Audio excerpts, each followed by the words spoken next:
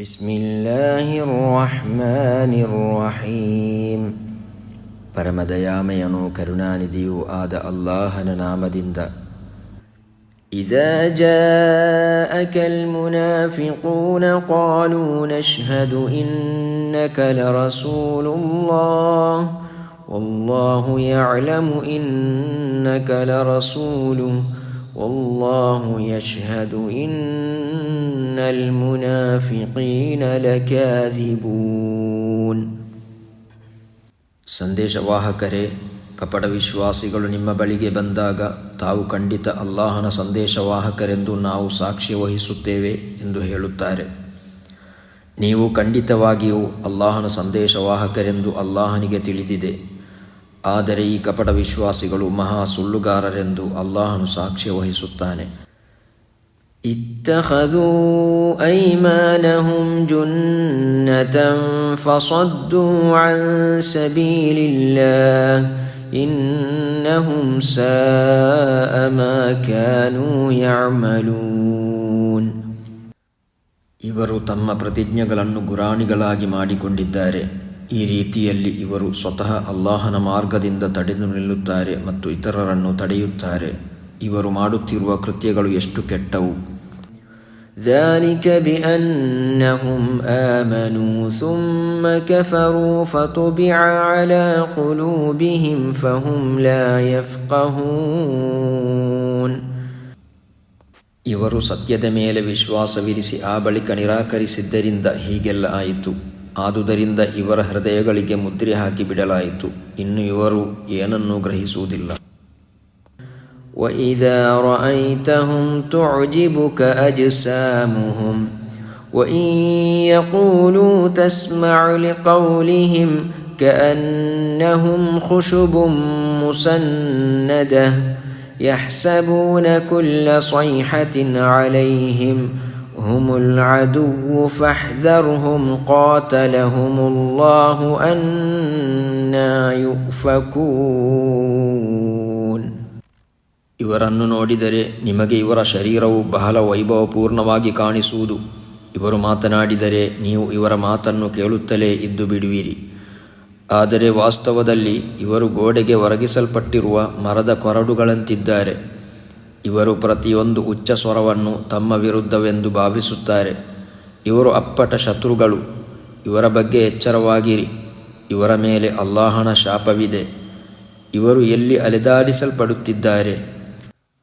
وَإِذَا قِيلَ لَهُمْ تَعَالَوْا يَسْتَغْفِرْ لَكُمْ رَسُولُ اللَّهِ لَوَّوْا رُؤُوسَهُمْ وَرَأَيْتَهُمْ يَصُدُّونَ وَهُمْ ಮುಸ್ತಕ್ಬಿರೂನ್. ಅಲ್ಲಾಹನ ಸಂದೇಶವಾಹಕರು ನಿಮಗಾಗಿ ಕ್ಷಮಾಯಾಚನೆ ಮಾಡುವಂತಾಗಲು ನೀವು ಬನ್ನಿರಿ ಎಂದು ಅವರೊಡನೆ ಹೇಳಲಾದಾಗ ಅವರು ತಲೆ ಕೊಡವಿಕೊಳ್ಳುತ್ತಾರೆ ಮತ್ತು ಅವರು ಬಹಳ ಅಹಂಕಾರದಿಂದ ಬಾರದಿರುವುದನ್ನು ನೀವು ಕಾಣುತ್ತೀರಿ. ಸವಾಉನ್ ಅಲೈಹಿಂ ಅಸ್ತಗ್ಫರ್ತ ಲಹುಂ ಅಂ ಲಂ ತಸ್ತಗ್ಫಿರ್ ಲಹುಂ ಲನ್ ಯಗ್ಫಿರ ಅಲ್ಲಾಹು ಲಹುಂ ಇನ್ನಲ್ಲಾಹ ಲಾ ಯಹ್ದಿಲ್ ಕೌಮಲ್ ಫಾಸಿಕೀನ್. ಸಂದೇಶವಾಹಕರೇ, ನೀವು ಅವರಿಗಾಗಿ ಕ್ಷಮಾಯಾಚನೆ ಮಾಡಿದರೂ ಮಾಡದಿದ್ದರೂ ಅವರ ಮಟ್ಟಿಗೆ ಒಂದೇ ಆಗಿದೆ. ಅಲ್ಲಾಹನು ಅವರನ್ನು ಎಂದಿಗೂ ಕ್ಷಮಿಸಲಾರನು. ಅಲ್ಲಾಹನು ಕರ್ಮಭ್ರಷ್ಟರಿಗೆ ಖಂಡಿತ ಸನ್ಮಾರ್ಗ ನೀಡುವುದಿಲ್ಲ.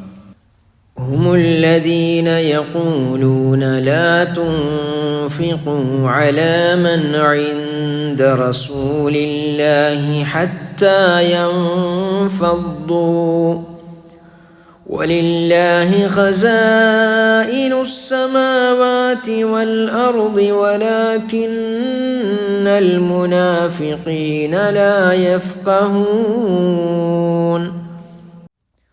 ಸಂದೇಶವಾಹಕರ ಸಂಗಾತಿಗಳಿಗಾಗಿ ಖರ್ಚು ಮಾಡುವುದನ್ನು ನಿಲ್ಲಿಸಿಬಿಡಿರಿ, ಇವರು ಚದುರಿ ಹೋಗಲಿ ಎಂದು ಹೇಳುವವರು ಇವರೇ.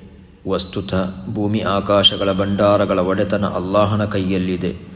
ಆದರೆ ಈ ಕಪಟ ವಿಶ್ವಾಸಿಗಳು ಗ್ರಹಿಸುವುದಿಲ್ಲ.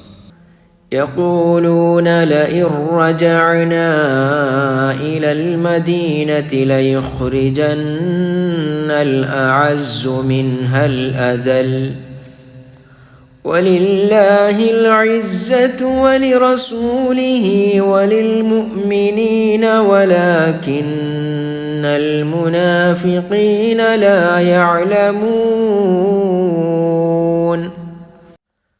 ನಾವು ಮದೀನಾಕ್ಕೆ ಹಿಂದಿರುಗಿದಾಗ ಗೌರವಾನ್ವಿತನು ನಿಂದ್ಯನನ್ನು ಅಲ್ಲಿಂದ ಹೊರಕಟ್ಟಿಬಿಡುವನೆಂದು ಇವರು ಹೇಳುತ್ತಾರೆ.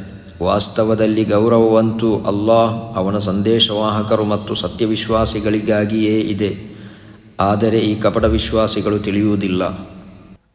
ಯಾ ಅಯ್ಯುಹಲ್ಲದೀನ ಆಮನೂ ಲಾ ತುಲ್ಹಿಕುಂ ಅಮ್ವಾಲುಕುಂ ವಲಾ ಔಲಾದುಕುಂ ಅನ್ ದಿಕ್ರಿಲ್ಲಾಹ್ ومن يفعل ذلك فأولئك هم الخاسرون.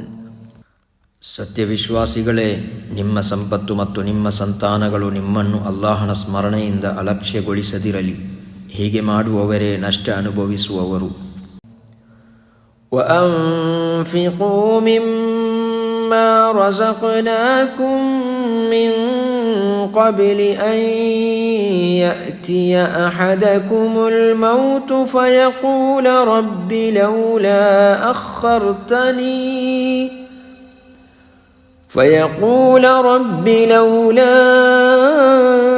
أخرتني إلى أجل قريب فأصدق وأكن من الصالحين. ನಿಮ್ಮ ಪೈಕಿ ಯಾರದಾದರೂ ಮರಣದ ಸಮಯ ಬಂದಿದ್ದು ಆಗ ಅವನು, ನನ್ನ ಪ್ರಭು, ನೀನು ನನಗೆ ಇನ್ನೂ ಸ್ವಲ್ಪ ಹೆಚ್ಚು ಕಾಲಾವಧಿ ನೀಡಿರುವುದಿಲ್ಲವೇಕೆ? ಹಾಗೆ ನೀಡಿದ್ದರೆ ನಾನು ದಾನಧರ್ಮ ಮಾಡುತ್ತಿದ್ದೆ ಮತ್ತು ಸಜ್ಜನರ ಸಾಲಿಗೆ ಸೇರುತ್ತಿದ್ದೆ ಎಂದು ಹೇಳುವುದಕ್ಕೆ ಮುಂಚೆ ನಾವು ನಿಮಗೆ ದಯಪಾಲಿಸಿರುವ ಸಂಪತ್ತಿನಿಂದ ಖರ್ಚು ಮಾಡಿರಿ. وَلَنْ يُؤَخِّرَ اللَّهُ نَفْسًا إِذَا جَاءَ أَجَلُهَا وَاللَّهُ خَبِيرٌ بِمَا تَعْمَلُونَ. ವಾಸ್ತವದಲ್ಲಿ ಒಬ್ಬನ ಕರ್ಮಾವಧಿಯು ಪೂರ್ಣಗೊಳ್ಳುವ ಸಮಯ ಬಂದು ಬಿಟ್ಟರೆ ಅಲ್ಲಾಹನು ಯಾರಿಗೂ ಇನ್ನಷ್ಟು ಕಾಲಾವಧಿಯನ್ನು ಕೊಡುವುದಿಲ್ಲ. ನೀವು ಮಾಡುತ್ತಿರುವುದೆಲ್ಲವನ್ನು ಅಲ್ಲಾಹನು ತಿಳಿದವನಾಗಿದ್ದಾನೆ.